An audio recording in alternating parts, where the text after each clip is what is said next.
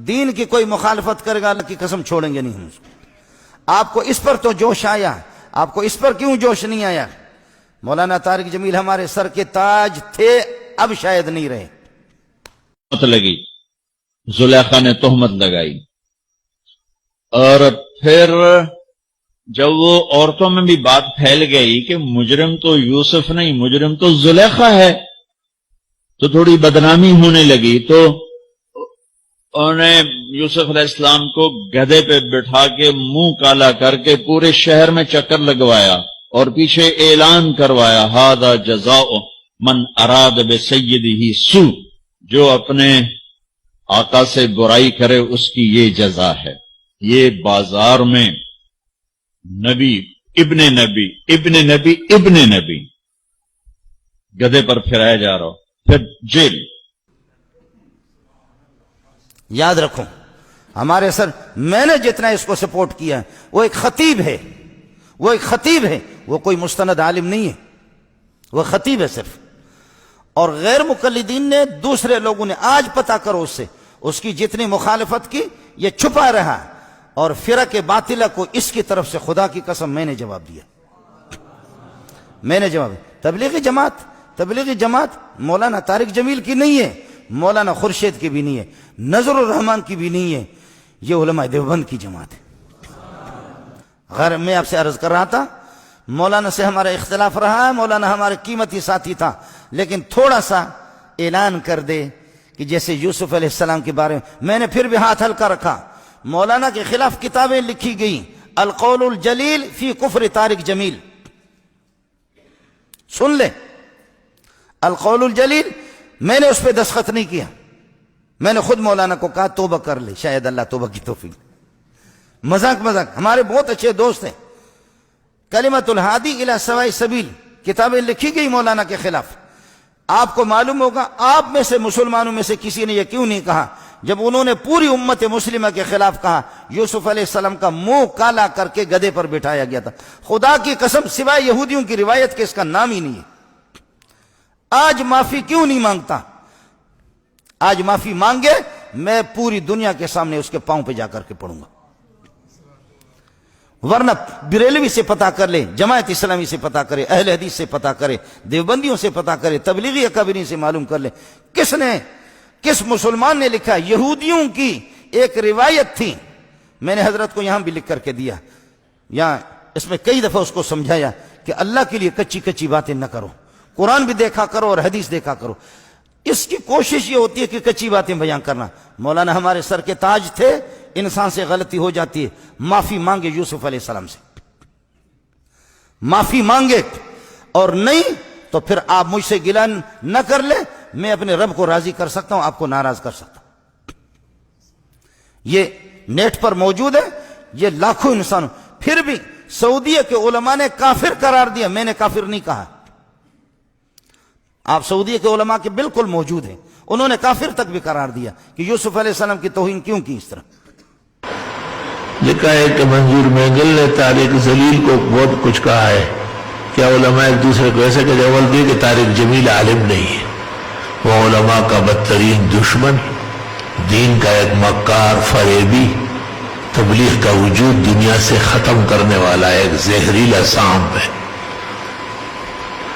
اس کے علم کی کوئی بات سمجھ میں نہیں آئی۔ یہ جو مینگل نے کہا ہے شاید کم کہا ہے، وہ اس سے زیادہ کا حقدار ہے۔ بچے نے سوال کیا ہے نا کہ اس زمانے میں جھوٹی احادیث ہیں، اس کا آپ بتا دیں۔ ابھی تک تو کوئی کتاب لکھی نہیں، یہ ابھی ایک بیان آیا مولانا طارق جمیل صاحب کا کہ یوسف علیہ السلام کی جب جیل بھیجا گیا تو اس سے پہلے ان کا منہ کالا کر کے پورے شہر میں بھیجایا گیا۔ کہاں یار سیدنا یوسف علیہ السلام کا ولیعاذ باللہ خدا کے پیغمبر تھے، کس نے آپ سے کہہ دیا کہ ان کا منہ کالا کیا گیا؟ جھوٹ کسی اور نے لکھا ہے، آپ اسے پبلک کو بتا رہے ہیں، آپ قائد ہیں، ہزاروں آدمیوں کی آپ رہنمائی فرما رہے ہیں، آپ پڑھیں تو صحیح نا، کوئی حوالہ تو بتائیں کہاں لکھا ہے۔ مولانا طارق جمیل صاحب کے کئی بیانات 10 سن لو، اور ان 10 میں جتنی حدیثیں وہ کہتے ہیں سب جھوٹ ہے، اس 20 سال ہو گئے اس صدی کو، یہ ہماری بات ہزاروں لوگ سنیں گے، ان 20 سالوں میں اتنا بڑا جھوٹا حضور صلی اللہ علیہ وسلم پہ جھوٹ اور تہمت لگانے والا ہم نے نہیں دیکھا، جتنے مولانا طارق جمیل ہیں۔ 10 کیسٹیں سن لو، حدیثیں لے آؤ، ہمارے پاس حضرت ہی کے بعد جاؤ، کہو حضرت یہ ذرا حدیث کہاں آئی ہے دکھا دو۔ پورا ڈھونگ رچایا ہے حضور صلی اللہ علیہ وسلم کے والد دادا پر نبی کریم صلی اللہ علیہ وسلم کی چند ایک پشتوں کا ذکر ملتا ہے۔ طارق جمیل صاحب پورا بیان کرتے ہیں کہ فلاں سے آدم علیہ السلام تک پہنچاتے ہیں۔ اے حضرت، آدم علیہ السلام تک کہاں پہنچاتے ہیں؟ آپ اسے ثابت بھی کریں۔ 40 باپ آپ گنتے ہیں، دادا پر دادا 40 پشتیں، 40 پشتوں میں حضرت عبداللہ سمیت رسول اللہ صلی اللہ علیہ وسلم کے والد سمیت ہر ایک کی عمر اگر 1,00,000 سال بھی مان لی جائے تو دنیا 40 لاکھ سال سے زیادہ پرانی۔ آپ ان آثار قدیمہ کو کیا کریں گے؟ آپ سائنس کی تحقیق کو کیا کریں گے؟ جب یہ جھوٹ ہے تو کیوں آپ لوگوں کے منہ آتے ہیں؟ اگلے جو منکر اور دہری ہیں وہ کہیں گے حضرت دنیا بنے کروڑوں سال ہو گئے، کس آدم کی بات آپ کرتے؟ کتنے جھوٹ گنوائیں؟ حضرت رسالت پناہ صلی اللہ علیہ وسلم کا نسب یہ ہے، یہ سب جھوٹ ہے۔ اللہ کہتا ہے تو یہ کر تو میں یہ کر، تو یہ کر کے تو دیکھ میں یہ کروں گا، تو کر کے تو دیکھ یا میں کروں گا۔ یہ 8-10 جھوٹ گھڑے ہوئے، بڑا پاپولر ہوا، لوگوں نے بینرز اس کے چھاپ دیے۔ ایک صاحب ہمارے بھی دوست تھے، ہم اس میں لکھ دیا مسند احمد میں آیا، میں نے کہا مسند احمد یہ پڑھیے ذرا نکال دیں یہ کہاں ہے۔ چپ۔ اس کا نقصان یہ ہوتا ہے پھر جب ہم جیسے لوگوں کے پاس یہ چیزیں آتی ہیں اور عقل مند سائنس یہ وہ جدید پڑے ہوئے بچے آتے ہیں کہتے ہیں جی یہ ثابت کریں، ہم کہتے ہیں یار یہ جھوٹ ہے، لوگوں کا دین پہ اعتبار اٹھتا ہے۔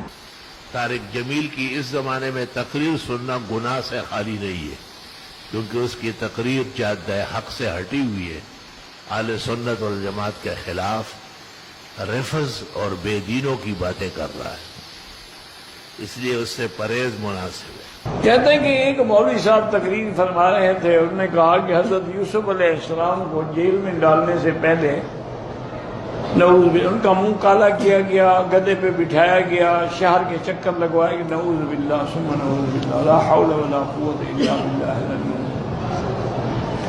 انا للہ و انا، اللہ پاک اپنے انبیاء کو اتنا ذلیل اور رسوا نہیں کرتے۔ انا لننصر رسلنا والذین آمنوا فی الحیات الدنیا ویوم یقوم الاشہاد۔ اللہ فرماتے ہیں ہم اپنے رسولوں کی مدد کرتے ہیں۔ یوسف علیہ السلام کا جیل جانا جو ہے یاد رکھو یہ کوئی بطور سزا تو تھا ہی نہیں، تمہیں کیوں گدھا پہ بھی بیٹھنا پڑ گیا؟ اس مولوی کو کسی نے بٹھایا ہوگا گدھا پہ، اس نے اپنا غصہ یوسف علیہ السلام پہ نکال دیا۔ یہ جو تبدیلی کرتا ہے احکام میں نا اور ایک نیا دین بنانے کی کوشش کرتا ہے جبکہ اس کا کوئی علمی مقام یا استعداد صفر کے درجے میں، خود کہتے ہیں کہ ہمارا تو تبلیغی مطالعہ ہے، سطحی علم میں اور عوام میں کہتے ہیں شیعہ کافر نہیں ہے، سطحی علم میں کہتے ہیں کہ صحابہ کرام کو کافر کہنے سے کچھ بھی نہیں ہوتا، یہ دیکھیں ذرا یہ سطحی ہے۔ آج کل ایک دینی حلقوں میں بڑی عجیب سی بحث چل رہی ہے کہ وہ بھی مولانا طارق جمیل صاحب کے حوالے سے، کہ شاید انہوں نے مولانا طارق جمیل صاحب نے یہ فرمایا ہے کہ صحابہ کرام کے اوپر جو ہے وہ یعنی ان کی گستاخی کرنے سے کوئی جو ہے وہ کافر نہیں ہوتا، گو کہ طارق جمیل صاحب خود بڑے معتبر عالم دین ہیں، بڑی عزت ہے ان کی معاشرے میں اور علماء کرام کے درمیان بھی بڑی عزت سے دیکھے جاتے ہیں، تو آپ کا علم اور آپ کی کیا اس کے بارے میں رائے، ذرا اس میں ہماری رہنمائی فرمائیں، جزاک اللہ خیر۔ جیسے آپ فرما رہے ہیں کہ وہ فرما رہے ہیں کہ اگر صحابہ اکرام رضوان اللہ علیہ مجمعین کو کافر کہنے سے کوئی کافر نہیں ہوتا، تو یہ بات انہوں نے جو کہی ہے تو اب انہوں نے کس موج میں یہ بات کہی ہے؟ میں تو یہ کہتا ہوں کہ صحابہ اکرام کی شان تو بڑی اونچی ہے، ابو بکر تو صدیق ہے، عمر تو فاروق ہے، عثمان تو غنی ہے، علی تو مرتضیٰ ہے، ان کو اتنا اونچا مقام حاصل ہے، وہ تو بہت دور کی بات۔ ایک عام مسلمان کو بھی اگر کوئی کافر کہہ دے، اس کافر کہنے پہ وہ آدمی کافر ہو جاتا ہے۔ صحابہ کی شان تو بہت اونچی ہے، مجھے اور آپ کو کوئی کافر کہہ دے تو اس پر وہ کافر ہو جاتا ہے۔ بھائی یہ تو نبی کا فرمان، نبی نے اصول بیان کر دیا ہے، سیاستہ کی حدیث ہے اگر کسی مسلمان کو کسی نے کافر کہا تو وہ کلمہ کفر اس شخص کی طرف جاتا ہے، اس کے دل کو جھانکتا ہے، چکر لگاتا ہے، اس کے دل میں اگر کفر نہیں ایمان ہے تو وہ واپس لوٹ کر اس کہنے والے کے قلب میں جا کے بیٹھ جاتا ہے اور کہنے والا کافر ہو جاتا ہے۔ تو نبی نے قیامت تک کے لیے اصول بیان کر دیا کہ ابو بکر عمر تو اونچی شان ہے، مجھے اور آپ کو کافر کہنے والا کافر ہو جاتا ہے۔ یہ تو اتنی خطرناک بات ہے۔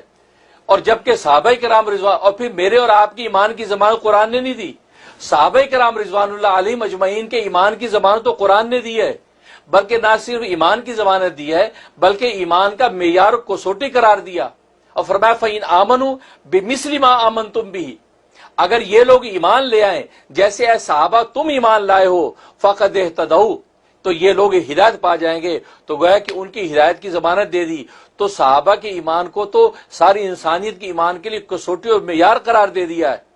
تو ان کا ایمان تو اتنا یقینی کہ قرآن سنت اس کی گواہی دے رہا ہے، ایسے مومن کو کافر کہنے والا مسلمان رہ جائے، یہ بات تو بڑی عجیب ہے۔ اور انہوں نے جس کس موج میں کہی ہے وہی بہتر سمجھتے ہیں۔ میں یہ کہہ رہا ہوں عام مسلمان کو کافر کہنے والا کافر ہو جاتا ہے، اور جو صحابہ کرام رضوان اللہ علیہم اجمعین کو کافر کہے، جن کی زبان قرآن و حدیث کے اندر موجود، جن کو بلکہ ایمان کی کسوٹی قرار دیا، وہ مسلمان کیسے رہ سکتا ہے؟ وہ کافر کیوں نہیں ہوگا؟ وہ تو یقینا کافر ہوگا۔ طارق جمیل زنادقہ کا سرخیل، جتنے زندیق اب تک گزرے اتنا بڑا زندیق نہیں آیا ہوگا۔ نکاح نہ ٹوٹ ہوتا ہے اور ایمان نہ آتا ہے اور نہ جاتا ہے۔ ادھر یہ نظریات دیکھو ذرا۔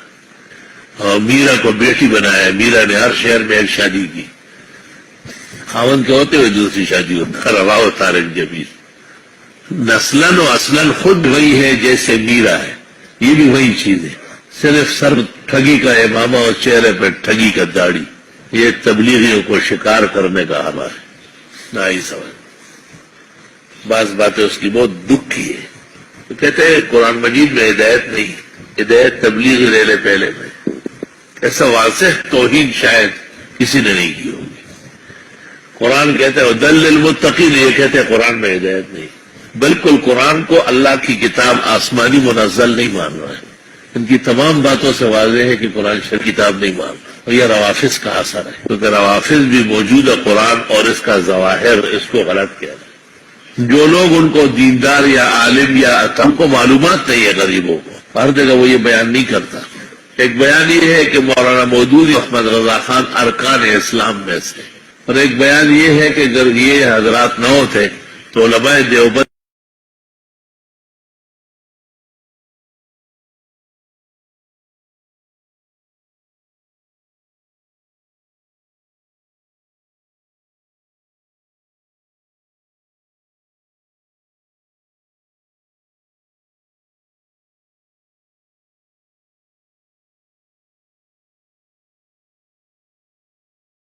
جن لوگوں نے صحابہ سے اختلاف کیا ہے وہ اعلیٰ درجے کے ایمان والے، اصل وارث دین کے روافظ ہیں، جنہوں نے تکلیف اور مصیبتیں گزاری لیکن اہل بیت کو نہیں چھوڑا۔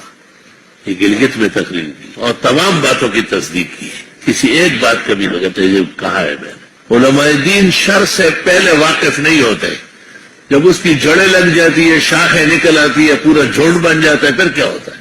پھر تو آپ کا مقابلہ کرتا ہے۔ اس سے پتہ چلتا ہے کہ اس کی تقریر میں جو لوگ جمع ہوتے ہیں اور بڑا رش بنتا ہے، یہ بھی ایک سازش کا حصہ ہے، یہ بھی اس کے ساتھ معاونت کرنے والوں کے کوئی حربہ ہے۔ نہ وہ خوش آواز ہے، نہ خوش الحان ہے، نہ اس کے علم میں دقت ہے، نہ صحت ہے، تمام اسرائیلیات خرافات بیان کرتا ہے۔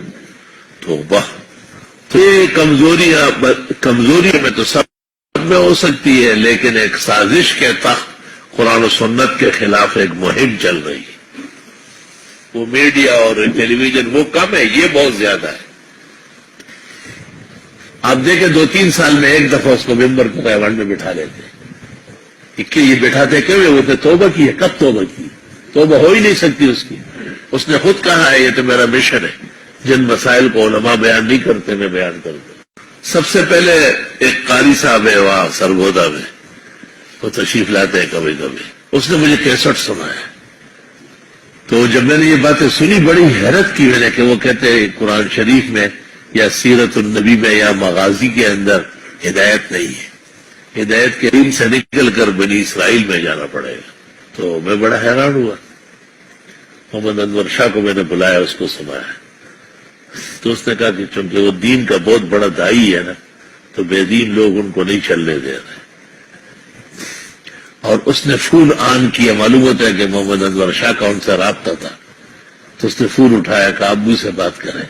میں نے پوچھ لیا تو اس نے کہا یہی بات میں نے کہی، یہ میری تقریر ہے. یہ میں نے انور شاہ کو کہا اب جواب دو.